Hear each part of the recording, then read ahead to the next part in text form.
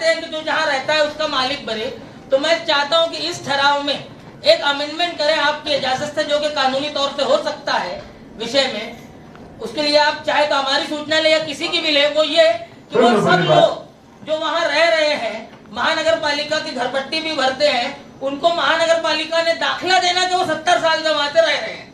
मालेगांव शहर में जनता दल साथी निहाल अहमद साहब के बताए हुए रास्ते पर इस शहर में बदउनवानी और रिश्वतखोरी के खिलाफ सड़क से लेकर कोर्ट तक मुखालफत करती है और एहतजाज करती रहती है। हमने जिन जिन सवालों पर मरण व्रत किया, 10 सवालात पर मरण व्रत की वजह से उन 10 सवालों की इंक्वायरी हुई और 10 के 10 सवाल में भ्रष्टाचार है, अनियमितता है, ये मालेगांव कारपोरेशन को मानना पड़ा। ये इस मालेगांव शहर के अवाम की बड़ी जीत है कि जगाए गए सारे इल्जाम को पब्लिक ने कारपोरेशन के सामने साबित किया और कारपोरेशन के ऑफिसरों को भी मानना पड़ा कि भ्रष्टाचार है।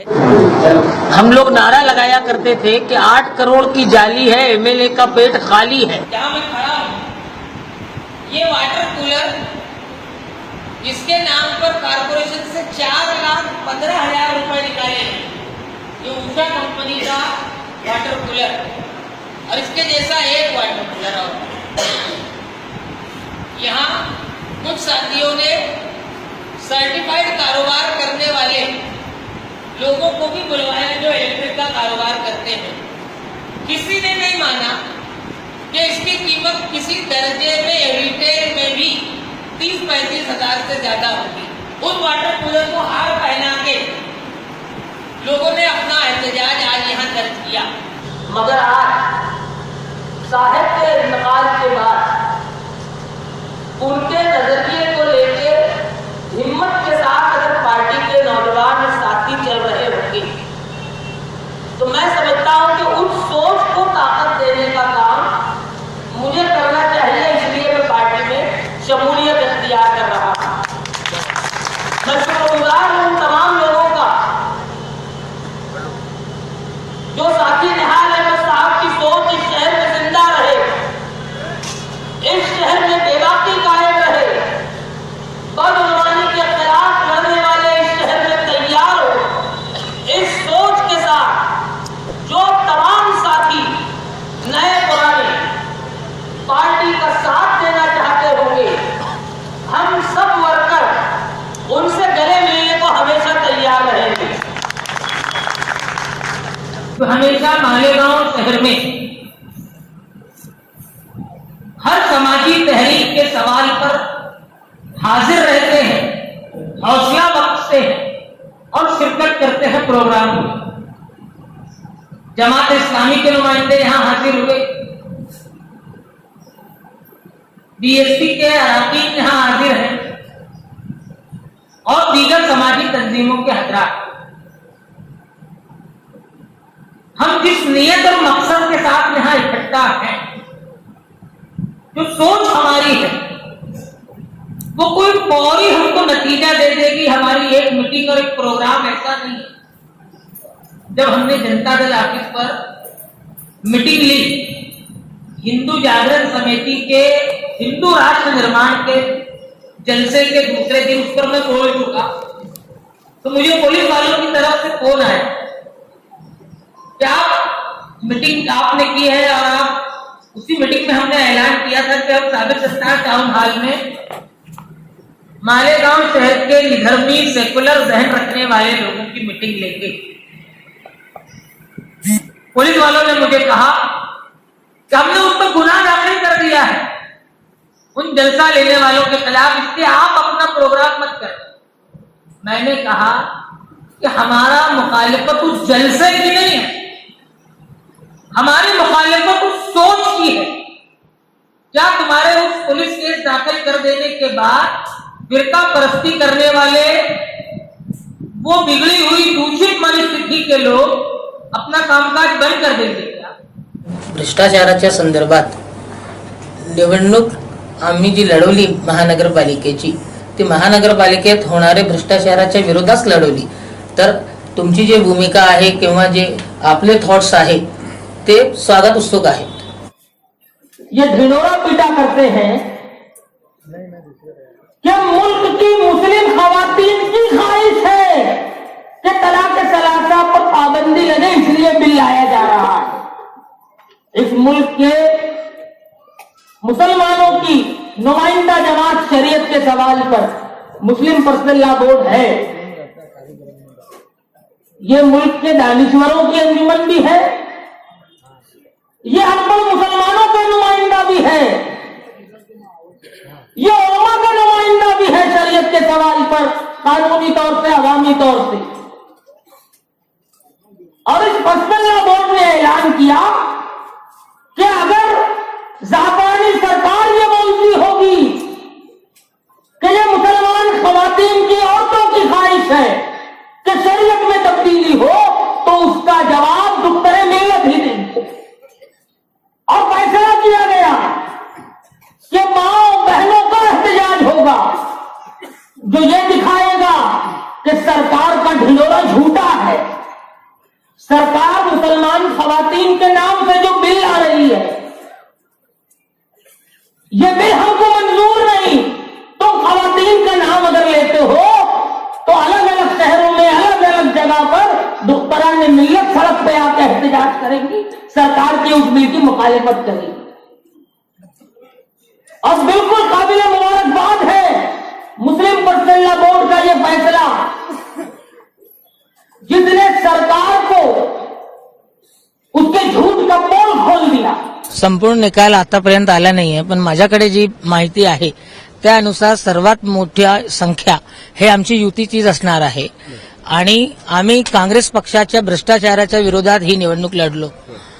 पूर्वी जनता दल पक्षाची 4 नगरसेवक होते महानगरपालिकेत, आतापर्यंत जी माहिती मिळाली त्यानुसार आमचे 8 नगरसेवक आतापर्यंत निवडून आलेले आहेत आणि राष्ट्रवादी काँग्रेसचे जे पूर्वी जे नगरसेवक होते त्यांची संख्या होती 19, ती आतापर्यंत वाढलेली आहे। तर आमची समज अशी आहे की सत्ता स्थापनेच्या पूर्ण आम्हाला संख्या नाही मिळाली तरीही लोकांचा कौल आमच्या बाजू, आमच्या युतीच्या बाजूच असणार। कमेटी ने आए हुए अरीजों में फैसला किया कि जनाब अमानुल्लाह खान सर साहब की अहलिया शकीला बेगम, जो उसके साबिक सदर मुदर्रिसा रही है बड़े अरसे तक, पढ़ी लिखी खातून है, समाजी तौर से अपनी एक जाती हैसियत रखती है, अरे पूरे खानदान में रिश्ता और संभालने का काम करती है। कमेटी ने फैसला किया कि ये इलेक्शन में जनता दल की उम्मीदवार होगी। कमेटी के फैसले को मैंने मुफ्ती इस्माइल साहब से और महागठबंधन के सभी अरकान ने कबूल किया और माना। जहां तक अमानुल्लाह खान सर की बात है, वो हैदराबाद स्टेट से जब मालेगांव शहर तशरीफ लाए, हैदराबाद स्टेट से आने वाला आदमी जो होता है वो कांग्रेस आई के पुलिस एक्शन के जुल्म का शिकार रहा करता है। वो जानता है कि क्या सुलूक हैदराबाद स्टेट में लोगों के साथ और सलियत के साथ किया है। वो मालेगांव शहर तशरीफ लाए और उस वक्त की सोशलिस्ट पार्टी और बाद में जनता पार्टी तक वो सरगर्म रहे, उसमें काम करते रहे। हालांकि वो मालेगांव हाई स्कूल में मुलाजमत करने के बाद हीरे खानदान के यहाँ मुलाजमत करने लगे, प्रोफेसर रहे। सियासी तौर से वो कांग्रेस आई के मानने वाले थे हीरे खानदान के लोग, मगर अमानुल्लाह खान को बराबर साथी निहार अहमद साहब के जलसों में निजामत भी करते रहे और तकरीर भी करते रहे। मुझे याद है कि आज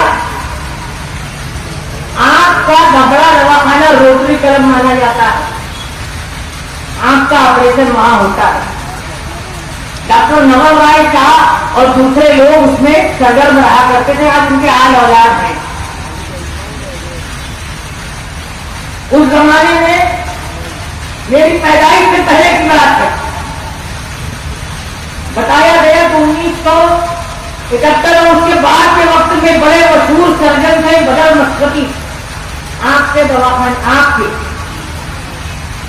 उनको सोशलिस्ट पार्टी के जमाने में अमानुल्लाह खान सर, डॉक्टर नवल राय शाह और निहाल साहब ने बुलाकर मालेगांव शहर में आंख का पहला ऑपरेशन का कैम्प करने की कोशिश की और बड़े सैकड़ों लोगों को उससे फायर किया। ये बोलने का मतलब और मकसद मेरा ये है कि जो खातून उम्मीदवार हैं उनके शौहर और मुख्तलिफ समाजी हैसियत रखने वाले, और मैं तो खुशकिस्मती इसको ये मानता हूँ कि उम्मीदवार तो ऐसी हैं कि जो खुद कान पकड़ के रिजवान सर से भी सवाल जवाब कर सकती है। इसकी मुझे खुशी है। पार्टी में शमूलियत इख्तियार करते हुए और ई-मेल प्रोग्राम के वक्त और इलेक्शन कमेटी से इलेक्शन में उम्मीदवारी का फैसला करते हुए रिजवान सर साहब ने माजी में हुए हालात पर अफसोस का इजहार किया। वो नादिम हुए और इस बात का इजहार किया कि वो आइंदा पार्टी के साथ मुसलसल लगे रहने का काम करेंगे। मैं मानता हूं कि खुदा भी सगीरा और कबीरा गुनाह माफ कर देता है, तो मैं तो खास के पुतले हैं। जहां सियासी तकाजे की बात होगी, सियासत के नजरिए से देखने की बात होगी, अगर उन्होंने कोई गलती की तो तुम उसकी सजा जनरल इलेक्शन में दे चुके हो, सजा दी ना तुमने। अगर गलती है तो उसकी सजा देने के बाद बार बार दोगे क्या? अगर गलती है तो बेटे की सजा माफ करोगे क्या? कहना मैं ये चाहता हूं कि ये पार्टी नजरिए तो चलती है, कोई क्या कहता है इसकी मुझे परवाह नहीं। जनता दल सेकुलर पार्टी निहार अहमद साहब के नजरिए तो चलती है। हमने इस शहर में हमेशा समाजी तौर से सुधार करने का काम इलेक्शन में उम्मीदवारी करते हुए किया। यहां अब्दुल अजीज नजीर अहमद साहब अजीज गल्लू बैठे हैं। मालेगांव से की सियासी तारीख गवाह है कि जनता दल ने और साथी निहार अहमद साहब ने ये सोच कर उनको उम्मीदवारी दी कि ये आदमी कैद है, जेल में है, अगर ये आवामी वोटों से चुनकर आएगा तो ये ताजपुर कोर्ट सरकार के पास जाएगा कि आवाम इसको बेगुनाह मानती, उसका फायदा पहुंचा। मुझे याद है जामे मस्जिद के बाहर गुलामी वाले का वाकया हुआ करता था। निहार अहमद साहब ने हिकमत की, माता पर तालीम के सदर परवीन पाटिल को ही टिकट दे दिया, मुस्लिम मिले जुले इलाके से। और उसके बाद हाल ये रहा कि गणपति विसर्जन का काफिला जल्दी से वहां से गुजरे, इसका इंतजाम वही करने लगे। अब वहां ये शिकायत नहीं आती।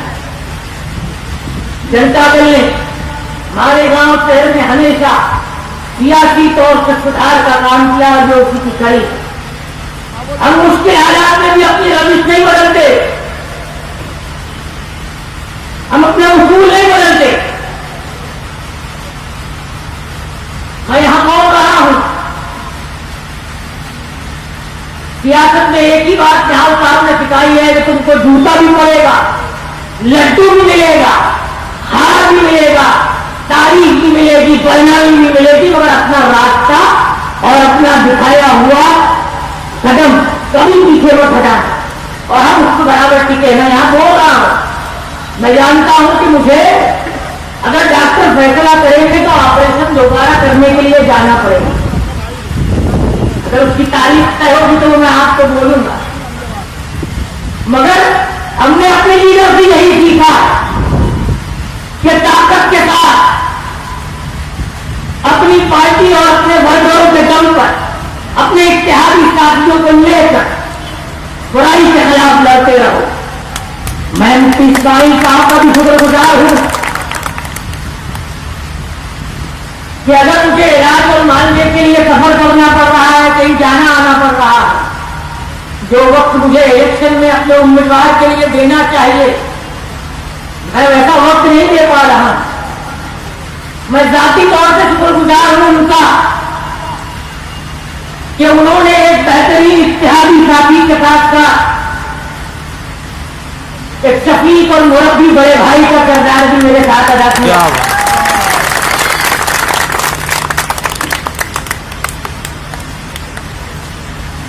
जनता दल न्यायालय सरकार ने हमेशा कहा है कि वर्करों के दम पर चलती है।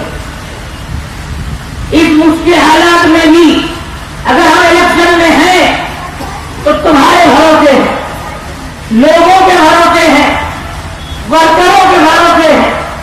और मुझे हर बात की हर हाल में उम्मीद है कि साथी न्यायालय में साथ के निशान को इस इलाके के लोग किसी हालत में कमजोर नहीं होने देंगे। आजकल रिजवान सर की वालदा को टिकट देने पर कांग्रेस आई में बड़ा मातम मचा है, बड़ी तकलीफ हो रही। अरे दुख, हाय तौबा, निहाल साहब की सारी मोहब्बत, सारा दुख इनके ही हाथों पर था, जिनकी सारी जिंदगी साथी निहाल अहमद साहब के खिलाफ बोलने, करने, सोचने में गुजर गई। इनके पास इलेक्शन में आज कुछ नहीं है तो निहाल अहमद साहब के हमदर्दी का नाम ले रहे। मैं इनके बारे में क्या बोलूं? इनके बारे में अपनी जिंदगी में निहाल अहमद साहब ने कह दिया कि ये बाप बेटे की उल्टी बंदूक वाली जोड़ी है, ये गांव के लिए मुसीबत ही रहे। और आज ये कोई मौका ये साथी निहाल अहमद साहब को बदनाम करने का जाने नहीं देती। मालेगांव तहसील ये खतरा और नासूर कांग्रेस आई, जितने इस शहर का पानी, ईद का दिन मुझे याद है, फजर की नमाज के वक्त में मेरी गली से गुजर रहा था। चिराग भाई ने मुझे रोका मेरी गली में और पूछा कि बुलंद अभी तक पानी नहीं आया यार, घर के लोग नहाए नहीं। और आगे के तमाम हिस्सों में यही हाल है, कब न लाएगा। मैं सोचने लगा कि मालेगांव शहर जिसके पास इंतजाम किया गया चनकापुर डैम से पानी का, जिसके पास इंतजाम है गिरना डैम से पानी का, जिसने सरकारी रिकॉर्ड ये दिखा रहा है कि सितंबर तक एक दिन नहाने से पानी मिलेगा। और ऐसा क्या चमत्कार कर दिए कांग्रेस वाले कि ईद के दिन लोग नहाने और पीने के पानी को घर में होने। मुझे नहीं याद है मेरी 30-35 साल की उम्र में कभी ईद के दिन आदमी ने सोच रहा हो तो मैं गुजर कर पाऊंगा कि नहीं। ये दिन हमारे गांव शहर की कांग्रेस आई ने चुनाव में जले रहने के लिए शिवसेना को पानी देने का फैसला किया। इलेक्शन में ज्यादा उनसे छाती ठोक कर फिरका परस्तों के लिए वोट मांगते हुए बोल रहे थे, हम गए तो कारपोरेशन के बाहर के जावारी को पानी लेकर तुमको प्यासा रखे, गैरों को कर्म करने का काम कांग्रेस आई कौन सी साहब की नीयत से कर रही है मालूम है। ये इलाका मजहबी तौर से हसास इलाका है, वली औलिया को मानने वालों का है। ख्वाजा मोइनुद्दीन चिश्ती, हुजूर इमाम अहमद रजा, हजरत अशरफी मियां कचौसवी, यहाँ तुमको ताजियादार भी मिलेंगे, यहाँ तुमको दावत के लोग भी मिलेंगे, यहाँ दीन की खिदमत करने वाले लोग भी मिलेंगे। इस इलाके में इलेक्शन हो रहा है और अभी यहाँ इलेक्शन में जलसा होने के बाद जो ईदगाह इलाके में आगे जाके तामीर है, जो बयानगार आलम रब्बानी महमूद हक्कानी हज़रत अल्लामा मौलाना अब्दुल मुख्तार सैयद अहमद अशरफ ईदगाह इस्लाम से है। इस ईदगाह की दीवार चंद फीट बनाकर 35 लाख का बिल कांग्रेस आई के चमत्कारी चैंपियन चोरों ने कारपोरेशन में जमा करा दिया। बेहद अफसोस की बात है कि मस्जिद और मीनारों के इस शहर में जहां अच्छाई और बुराई के फर्क का ख्याल किया जाता है, वहां ईदगाह से ईद के दिन मिंबर से बयान देते हुए ईदगाह के इमाम को ईद के बयान में ये कहना पड़ता होगा कि लोगों, नमाजियों, हमारी ईदगाह की दीवार तामीर नहीं होती, हाथ भर की दीवार है और बिल 35 लाख का जमा हो गया। हमने इसकी शिकायत की, हमने मदद मांगी, हमने कारपोरेशन को लिखा, मगर कोई फैसला नहीं होता। लोगों, इसके लिए दुआ करो और मदद करो। मालेगांव जैसे मजहबी शहर में कांग्रेस आई क्या दिखाना चाहती है इस शहर को। तुम्हारे और की जाने नहीं छोड़ते, तुम्हारे ट्रेनिंग सेंटर में 4-4 लाख का करिश्माती चमत्कारी पानी पिला रहे हो वाटर कूलर में।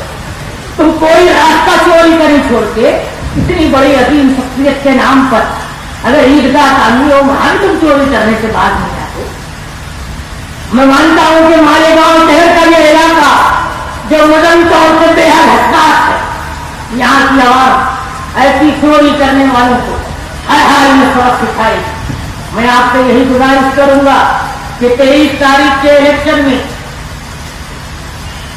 शकीला बेगम का निशान वोटिंग मशीन पर नंबर 2 है प्यारे वाली भाई।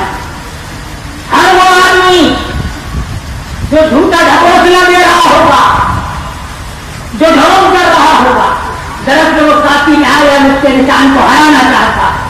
और मैं मानता हूं चाहे सर्वे नंबर 57 हो, नया इस्लामपुरा हो, शाहबाद नगर हो या इसके आसपास से लगी हुई सारी बस्तियां, यहाँ के लोग अपने लीडर की मोहब्बत में, अपने लीडर के निशान को किसी दर्जे में शर्मसार नहीं होने देंगे।